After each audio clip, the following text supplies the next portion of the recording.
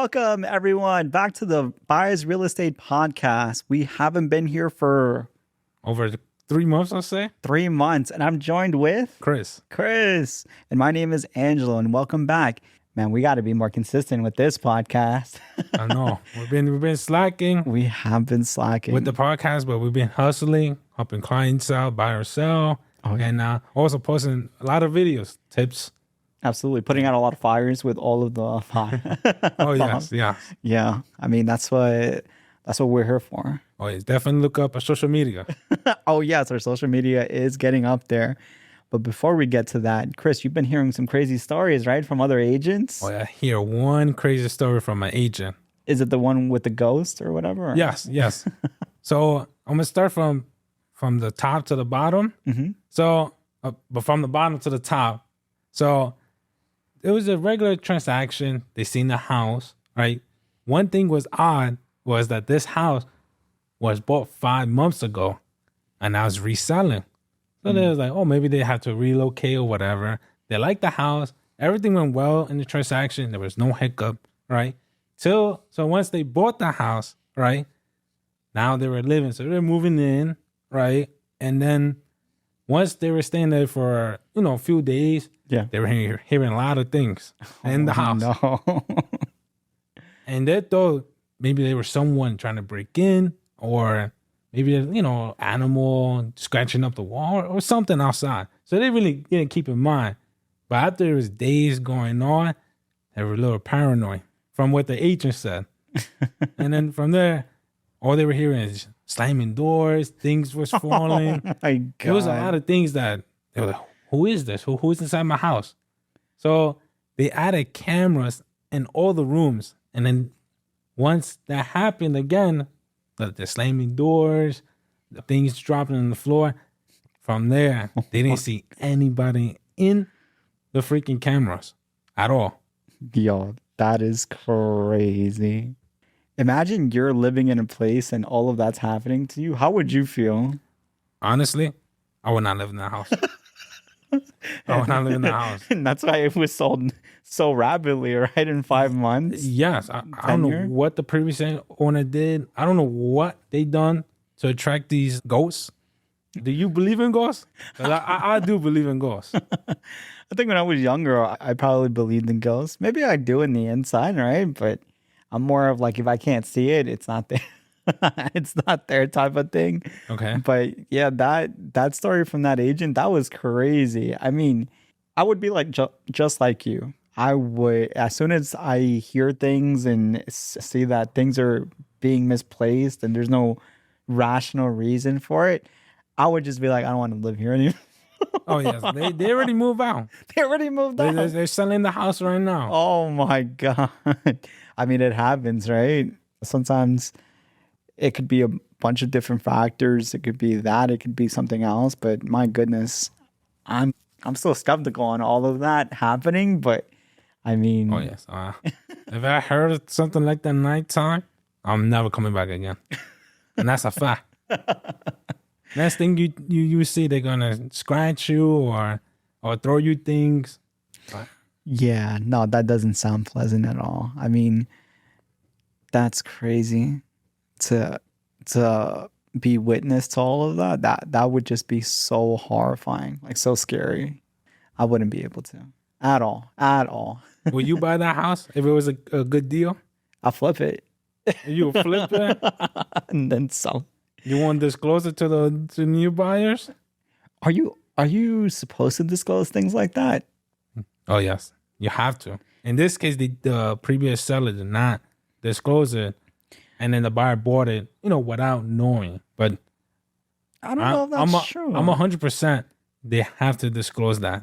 I don't know if that's true. If there's like if they knew paranormal activity, if they knew there's ghosts in the house haunting, they have to disclose it. Because how will the buyer know? I've never heard of someone disclosing that's the thing. Ghosts in the house. You will never hear stories like this. Yeah, no, I doubt that that's something that you disclose on, because I still don't really believe that story, but it is what it is. And sometimes things happen and you think it's paranormal activity and it's something else. But yeah, I don't think you disclose something like that I mean, I don't think a lot of people would believe that regardless, right? I'm one of the believers because I would buy for a discount, like 30% off, and something like that. and you will live in the house. Depends how good the condition is and all that stuff. Yeah, you're nuts, man. I would never live on that. I don't even if it's for free. I'm not living there. No, I doubt it was something paranormal. But anyways, I mean, talking about crazy things, the TikTok, it's been going crazy sometimes. I've seen that you've been posting a lot in the social yes. media TikTok for Buyers Real Estate. Man, I've seen you're putting in so much work. How is that? It's been it's like another job because you have to think of what to post, and then from there you have to edit, and then from editing, we use a system to schedule the videos. Oh, yeah, video scheduling. So it's just like another job, and it's honestly trying to post 3 times per day. It's hard because it's a lot of videos you have to do in 1 week, and there's a lot of thinking of what is that video is going to be about. Exactly. I mean, what a lot of people do, and I think what we're probably going to end up doing is because you can only have so many ideas, right, in your head. So you're probably going to have to reuse somebody. Yeah, repost them, and it's going to be the same old tips. Or just like tweak the song a little bit. Yeah, a little bit. It's going to be the same tips, for first-time buyers or sellers. And that's the only way. It's never going to be something new that no one knew. Exactly. It's just the same thing reposted because honestly, social media creation is very hard from what I've seen. You're just like breaking your back trying to do all of that. And I respect you for it because honestly, that takes so much commitment. It's a whole job. Like you said. And one of our videos is reaching close to 50,000 views. I saw that. Which is nuts. I never reached 50,000 views at all in one video. Yeah. I average maybe 2, maybe 500, maybe 1,000. The biggest video that we had before that was the one with the bear. We were talking Ben. But that was just a little skit, funny skit. And it didn't really have anything to do about... Oh, wait. It was about real estate. Yeah. But it was just something to be funny and laugh. And then this other one, what was it about? It was the one that you should not be waiting to buy if you're ready. Now, if you're not ready or comfortable, then no pressure. But in this case, the video is about is like, oh, I should have bought next year. Oh, I should have bought, and every year it increased the value of the house. Was it that one, or was it the one with like $3,000 in rent? No, that's the video that has 50,000 views. Okay. The one that you're stating has like 10,000 views. Okay, yeah, that's the other one that was like also competing with Talking Ben. Yeah. Those are like our 3 biggest ones. Yeah, so the one that Andrew is saying is the one that basically it is if you're paying $3,000 in rent, in over 3 years, you're paying $108,000 to a landlord, but you haven't owned anything. Yeah, you don't have any equity, nothing. Nothing. And that video, a lot of people had different opinions on which is better, buying or renting. Everyone has opinions. And yes, some is pros, some is cons on buying and renting. But yes, that video definitely blew up. Oh, yeah. It did so well. You had a lot of people basically putting facts out there on both the pros and cons. It wasn't like they were saying anything ridiculous. It was mostly like, these are the pros, these are the cons. I'm a homeowner, I'm a renter. These are the benefits for me. These are the benefits for me.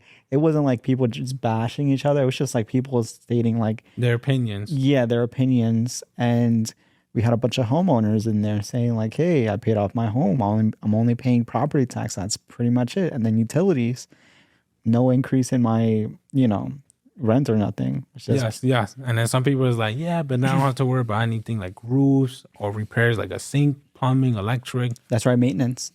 Which is true when you're renting. You just give a call to the landlord. And if the landlord, is nice, he will fix it. Yeah, if he's not a slumlord, then you're good. If he is a slumlord, then you're not good. You only have 2 options. You either find a better rental or you move into your own place. No, yeah, especially New York. New York has a lot of slumlords, I'll say. Oh, yeah. In your building, your previous building that you used to live in before you moved into your own property, you used to rent, and you said that your landlord, he was a slumlord. Oh yes, he did not take care of anything at all. He had a lot of violations, a lot of HPD. It wasn't the best at all. Yeah. And I mean, didn't you say you saw him one time? So this story was before he sold the house. The Oh, building. the building, yeah. Yeah. I saw the gentleman in the hallway when I was walking upstairs, and I was wondering in my head, like, who is this guy? I've never seen this person, live in this building. But this person like very stressful, like his mind's like crazy like this. I'm not too sure. So in my head, I was like, I wonder who is this person. And then my thought came like, is he the owner of the building? Because there was mentions that they wanted to sell. But obviously, I don't know who is the landlord because it's under the LSC. Mm-hmm. So that was one of my thoughts. Maybe he was the owner. And most likely, he was the owner. And he was stressing out because he knew that they were going to take the building away from him. Away from because it was so much complaints. It's just they wasn't taking care of the building. And once you don't take care of, the tenants, then they're going to complain. Because no one wants to live in the bad conditions and they're paying rent. Yeah. That's not fair for the tenant. And it's also hard too because with inflation and everything, if he hasn't put up the rents, he's probably going to fall back in funds and stuff to keep repairing things and whatnot if they're constantly breaking and stuff. That's why it's kind of hard, right? Sometimes because you kind of go like, hey, why is my rent increasing and stuff like that? That's not fair. But then again, cost of maintaining the building also go up. And that's why landlords are also kind of putting their rents up to cover for the maintenance costs. Yeah, because we see it from one perspective, right? But then when you step back and look at it from both ends, you kind of go like, okay, they're providing a service, they're giving you a place to live. And while doing that, they want to make profit, but also they want to make sure that they're, they're able to maintain the building while still maintaining profits. So that means that they need to increase rents month by month. Year by year, depending on the lease. Yeah, so that's why there's always pros and cons, being with a landlord and also being with a tenant. Yeah. Because if they're not making that much money, then it's going to be hard for them to maintain the building. And then you could buy a duplex too, and then you're basically in both worlds, right? You're a landlord and a homeowner. So now you're kind of like... Yes. That's why I say sometimes buying a multifamily is a good thing because it also helps you pay your mortgage as well. You're building wealth. Exactly. Equity. And that equity, it doesn't go anywhere. At all. Until you sell. Until you sell. Yeah. Once you sell, then you gain equity if that's how the market is. Obviously you're not building equity within a month. No. You have to wait, 1 to 2 years to see somewhat equity you have. Exactly. And it's always like going up in value. So you're always going to be assured that, it's something that you have in the bank there. If you want to do if you want to get a loan on the equity, a home equity loan, you could do that. Maybe buy another property with it and start like a little chain going on. Oh yeah. They always say the first one to buy is the hardest one. It's the hardest without a doubt because you don't know what you're doing. You're nervous. You don't know the right people to contact to kind of get you in there and guide you the right way. And the cost as well. The cost of maintenance and all of that. It all comes together in just that first year of buying. Like that's the hardest time. Oh, we're not going to say buying a second home is going to be, easy. Obviously it's going to be, a little bit tough, but it's going to be better and you're going to know the process better because you're already done. Correct. On buying a single home with your family. Yeah, you're going to be a lot more familiar with it. Yeah. Exactly. And when you're more familiar with things, you're more confident and you're less stressed because you kind of go like, from my experience last time, this is how it goes. I'm sure that this would be a good investment if I'm doing it for that. Yeah. And honestly, right now, if you're a seller, right now is like the perfect time, right, Chris? Oh, yes. Because 100%. Yeah. And why is that again? Reason why is because a lot of buyers are buying houses, especially they already finished filing their taxes.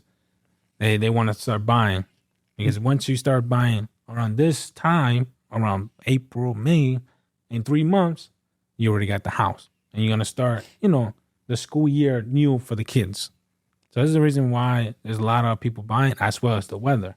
It's not too hot, and it's not too cold.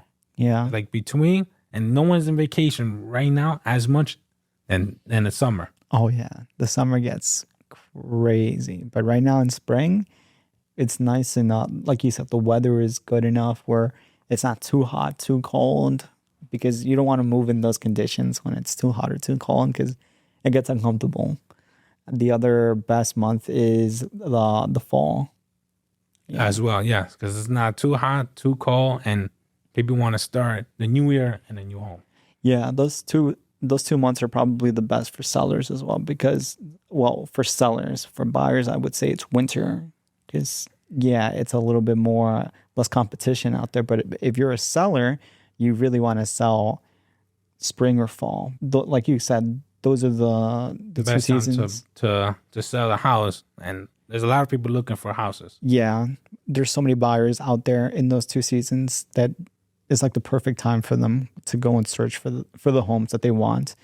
And yeah, you're probably going to get a lot better of a price for your home during those 2 seasons than any other season, especially winter. Like winter is not the best time to put your home on the market, but if you still want to, you definitely can. But for buyers, winter is like the perfect time to buy.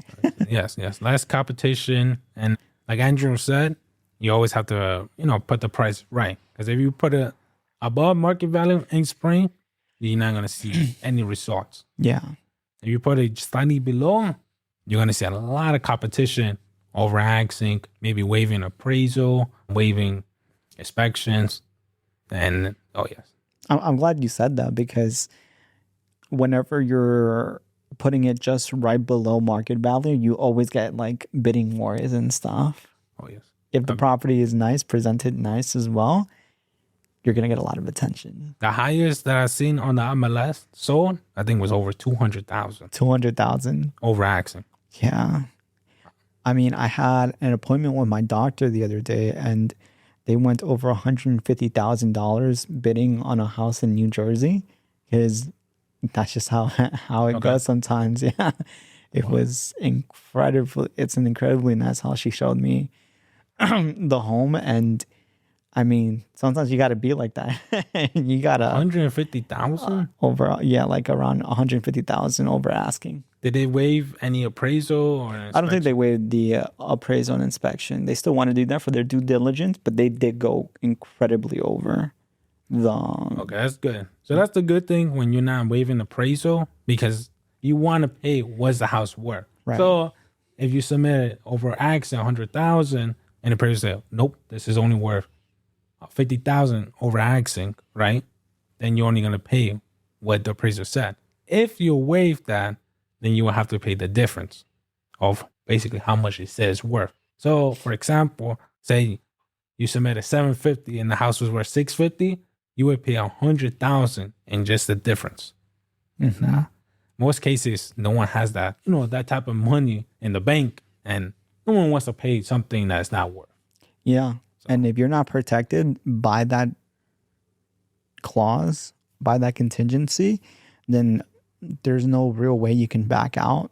Like you're basically saying that you do have the funds and stuff. Of course, you can get a bank denial letter and perhaps get away with that. But if for some reason they can enforce that, you agreed to that and the bank still approves you for some reason and you don't want to go through with it because, it's just too much money in between, you cannot get out of it. And if you don't go through with it, then they could keep your down deposit.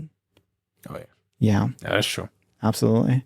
So, yeah, I mean, that's basically all I wanted to talk about this podcast. And guys, if you are interested in buying or selling, as always, we're always here. And if you have any questions whatsoever relating to real estate, me and Chris would always be happy to answer any and all questions in the comments below, or you can just DM us. Yes, yeah. So definitely give us a like, subscribe, and also, drop a comment. We always read the comments and answer all your questions. Oh, Chris will answer every question. Don't you worry. Oh yeah, I'm still answering those people in those You had like 2,000 comments in that one video, right? Yeah, I'm still responding to them. If he can answer back 2,000 comments in a single day, he will get to your questions immediately. But thank you guys. Have a great one and see you on the next one. Bye. Bye. Bye guys.